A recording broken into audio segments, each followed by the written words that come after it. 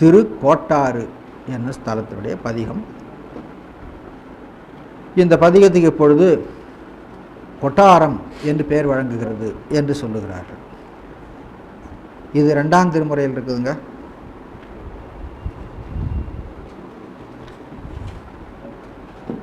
அஞ்சு, 6, 7 படித்தோம். இப்போ 2ஆம் திருமுறைக்கு போயிருக்கிறோம்.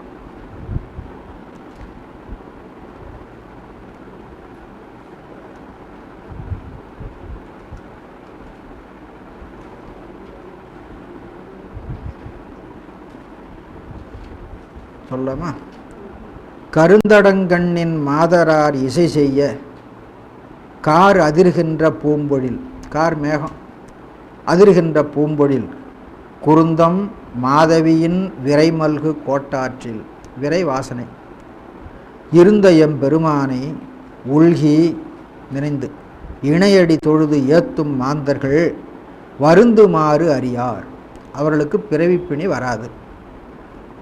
நெறி சேர்வர் வானூடே, வானூடே சேர்வர் நெறியால் சேர்வர், நெறி சேர்வர் என்பது நெறியால் சேர்வர் என்று அர்த்தம் வச்சுக்கணும். நின்றும் ஏய்ந்தும் நிறைந்தும் மா கரி நீரொடும் மலர் வேண்டி வான்மழை குன்றின் நேர்ந்து குத்தி பணி செய்யும் கோட்டாற்றுள். இந்த 2 வரியும் கோட்டாறு என்னும் ஸ்தலத்தினுடைய புராணம் சொல்லுகிறது. யானை தன்னுடைய கோட்டினாலே மலை அருவியை குத்தி வழி செய்து ஆறாக உருவாக்கி அந்த தீர்த்தத்தை கொண்டு பெருமானுக்கு அபிஷேகம் செய்தது என்பது தல வரலாறு. அதை சொல்கிறார்.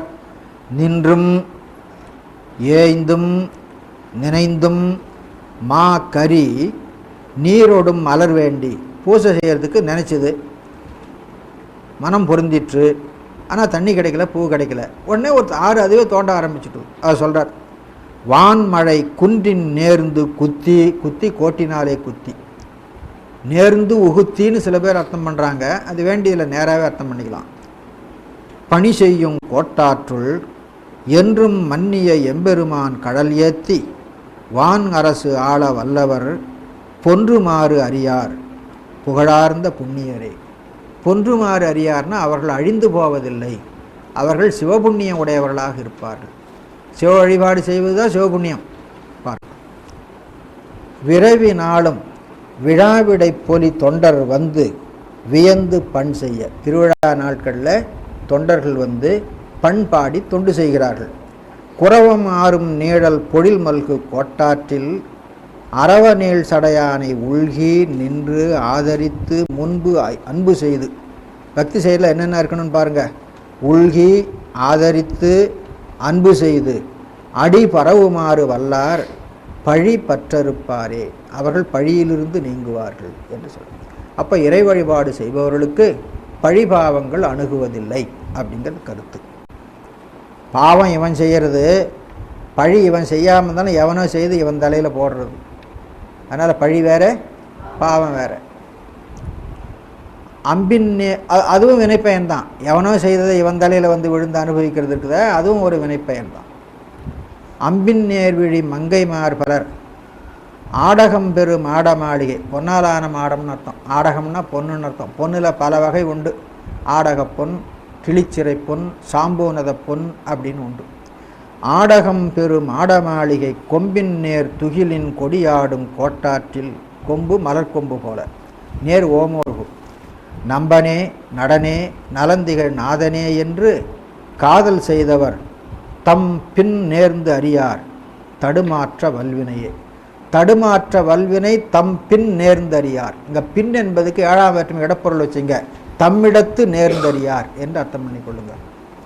அவர் முன்னே ஒன்று செய்வார்கள், அந்த செயலின் விளைவாக பின்னே அவர்களுக்கு தடுமாற்றம் வரும். அப்படி அவர்களுக்கு வருவதில்லை. அதான் தம் பின் நேர்ந்தறியார் தடுமாற்ற வல்வினையே. தடுமாற்ற வல்வினை தம் பின் நேர்ந்தறியார் அப்படின்னு அர்த்தம் பண்ணிக்கொள்ளுங்கள். பழைய தம் அடியார் துதிசெய்ய பாருளோரும் விண்ணோர் தொழ குழலும் மொந்தை விழா ஒலி செய்யும் கோட்டாற்றில். குழவு, குழல், மொந்தை என்பன வாத்திய கருவிகள். குழலும் மொந்தை விழா ஒலி செய்யும் கோட்டாற்றில் கழலும் வன் சிலம்பும் ஒலி செய்ய கழலும் வன் சிலம்பு என்பது மேலும் கீழும் போய் வந்து கொண்டிருப்பதை கழலுதல்னு சொல்கிறது.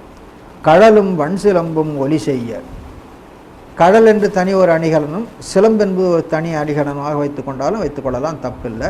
கழலும் வன் சிலம்பும் அணி செய்ய என்றால் மேலும் கீழுமாக சென்று வந்து கொண்டிருக்கின்ற சிலம்புன்னு அர்த்தம்.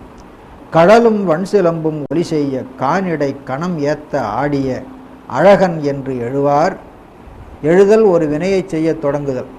ஒரு வினையை செய்ய தொடங்குகிற பொழுது இறைவனை நினைத்து கொண்டு தொடங்க வேண்டும். அழகன் என்று எழுவார் அணியாவர் வானவர்க்கே, வானவர்களுக்கெல்லாம் அழகு செய்கின்ற அணிகலனாக அவர்களுக்கு மேலே இருப்பார்கள். அவருடைய திருவடியை வானவர்கள் தங்கள் தலையிலே அணிகலமாக சூடிக்கொள்வார்கள் என்பது கருத்து. பஞ்சின் மெல்லடி மாதர் ஆடவர் பத்தர் சித்தர்கள் பண்பு வைகலும் கொஞ்சி இன்மொழியால் தொழில் மல்கு கோட்டாற்றில் மஞ்சனே. மைந்தன் என்பது மஞ்சன் வருங்க. 5 5 வருது, 9 நஞ்சின்னு வருது, முன்ன படித்தோமில்ல, அது மாதிரி மைந்து என்பது மைஞ்சு என வரும். மஞ்சனே மணியே மணிமிடற்று அண்ணலே என உள் நெகிழ்ந்தவர் துஞ்சுமாறு அறியார் பிறவார் இத்தொன்னிலத்தே. துஞ்சுதல் இறந்து போதல், அதனால் அவர்களுக்கு இறப்பும் இல்லை பிறப்பும் இல்லை. இறந்து போக்கில்லை வரவில்லை ஆகின் முன்னால் படித்தோமில்ல, அதே தான். அடுத்து கலவ மாமயிலாளோர் பங்கனை, கலவம் மயில் தொகைக்கு பேர். கலவ மாமயிலாளோர் பங்கனை கண்டு கண்மிசை நீர் நெகிழ்த்து இசை குலவுமாறு வல்லார் இசை குலவுதல் இசையால் பாடுதல். இசை குலவுமாறு வல்லார் குடிகொண்ட கோட்டாற்றில் நிலவ மாமதிசேர் சடையுடை நின்மலா என உண்ணுவார் அவர் உலவு வானவரின் உயர்வாகுவது உண்மை. வானவரை காட்டிலும் உயர்வாக ஆவார்கள். இந்த வானவருக்கு ஒரு அடைமொழி உலவு வானவர் அப்படின்னு போட்டிருக்காங்க. வானுலகத்திலே உலவுகின்ற தேவர்கள் என்று அர்த்தம். வண்டலார் வயல் சாலி ஆலை, ஆலை கரும்பாலை. வண்டலார் வயல் சாலி நெல்லும் கரும்பும் நிலத்துக்கு அழகு. வண்டலார் வயல் சாலை ஆலி வளம் பொலிந்திட, ஆலை வளம் பொலிந்திட வார்புனல் திரை கொண்டலார் கொணர்ந்து அங்கு உலவும் திகழ் கோட்டாற்றில். கொண்டலார், கொண்டல் மேகம், ஆர் விகுதி போட்டு உயர்த்து சொல்லியிருக்கிறார். தொண்டலாம் துதி செய்ய நின்ற தொழிலனே கடலால் அரக்கனை மிண்டலான் தவிர்த்து என் உகந்திட்ட வெற்றிமையே. தொண்டலான் துதி செய்ய நின்ற தொழிலனே, தொண்டர்களெல்லாம் உன்னை துதித்து நிற்கும்படியான தொழில் உடையவன். தொழில் என்பது ஆன்மாக்களின் பொருட்டு 5 தொழில் செய்தலை. 5 தொழிலில் இறுதியாக நின்ற அனுக்கிரகத்தை துதி செய்தலினாலே இவன் செய்து கொண்டிருக்கிறான். அதனால் தொண்டலான் துதி செய்ய நின்ற தொழிலனே, இப்படி இருக்கின்ற நீ கடலால் அரக்கனை மெண்டலாம் தவிர்த்து என் உகந்திட்டது. உன்னுடைய திருவடியினாலே ராவணனை அடர்த்தாயே, அதனாலே உனக்கு என்ன சந்தோஷம்? நீ தொண்டர்களாலே துதிக்கப்படுபவன், அவர்கள் பொருட்டு அருளலாகிய தொழிலை செய்பவன். அப்படி செய்பவனாகிய நீ அரக்கனை காலால் அடர்த்தாயே, அது எதனாலே அப்படின்னு கேட்டார். துதிப்பவருக்கு அருள் செய்வான், குற்றம் செய்பவர்களுக்கு தண்டனை செய்வான். தண்டனையும் ஒரு அருள் என்பது கருத்து. மிண்டு என்பது வலிமை, மிண்டலான் தவிர்த்து வலிமை முழுவதையும் கெடுத்து என்று அர்த்தம்.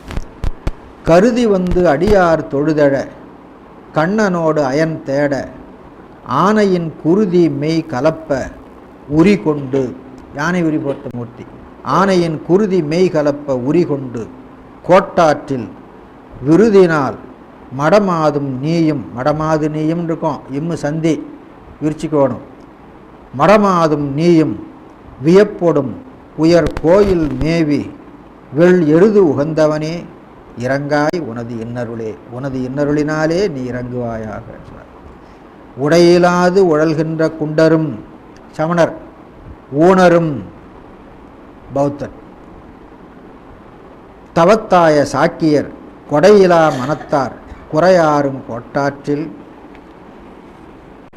படையிலார் மழுவேந்தி ஆடிய பண்பனே இவர் என்கொலோ நுனை அடைகிலாத வண்ணம். இவர் என்பது மேலே சொன்ன சமணரையும் பௌத்தரையும். இவர் உன்னை அடைகிலாதது என்கொல். ஒரு கேள்வி கேட்குறார் ஆண்டவனிடத்தில். படையிலார் மழு ஏந்தி ஆடிய பண்பனே இவர் என்கொலோ நுனை அடைகிலாத வண்ணம், இவர் நுனை அடைகிலாத வண்ணம் என்கொல் அப்படின்னு இந்த வாக்கியத்தை மாற்றிக்கொள்ள வேணும். இவர்கள் உன்னை அடையாத தன்மை எதனால் அப்படின்னு கேட்டார்.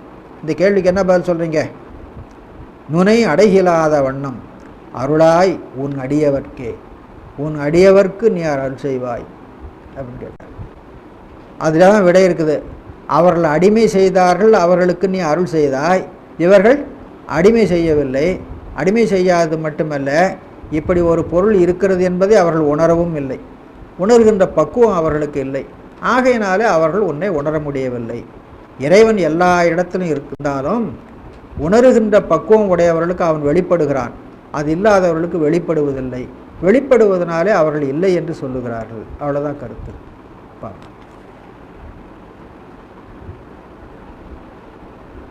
சமணர்களுக்கும் பௌத்தர்களுக்கும் கடவுளை பற்றிய கொள்கை இல்லைங்க. சமணர்களுக்கு ஆதி அருகதேவன் ஒருத்தன் இருக்கான், அவனை தான் வச்சுக்குவாங்க. அவனையும் கூட அவன் கடைசியில் சொல்ல இங்கேருந்து போனவன் தான் சொல்லுவாங்க. முதல்ல பெத்தத்தில் இருந்து முத்திக்கு போனவன். யாரால் போனான் அப்படிங்கிறது ஒரு கேள்வி வரும் இல்லை. அதனால தான் அனாதி முத்த சித்தூர்னு நாம் தனியாக வச்சுருக்கிறோம். காலனை கடலால் உதைத்து ஒரு காமனை கனலாகச் சீறி மெய் கோல வார்குழலால் குடிகொண்ட கோட்டாற்றில் மூலனை முடிவொன்றில்லாத எம் முத்தனை, மூலன் இறைவனுக்கு ஒரு பேருங்க, மூலன். இடையனுக்கு ஒரு பேர் மூலன். அவன் உடம்பிலே புகுந்த சித்தருக்கும் மூலன்னு பேர். யாருடைய பேர் அது மூலன்? இறைவனுடைய பேர். அதான் எல்லாருக்கும் மூலமாக இருப்பவன் அப்படின்னு அர்த்தம். மூலம் என்ற சொல்லுக்கு வேறுன்னு அர்த்தங்க. அந்த சொல்லின் பொருள் வேறு என்பது. அது மரத்துக்கும் தாவரங்களுக்கும் அடிப்படையாக இருப்பது. அதுபோல் எல்லாவற்றுக்கும் காரணம்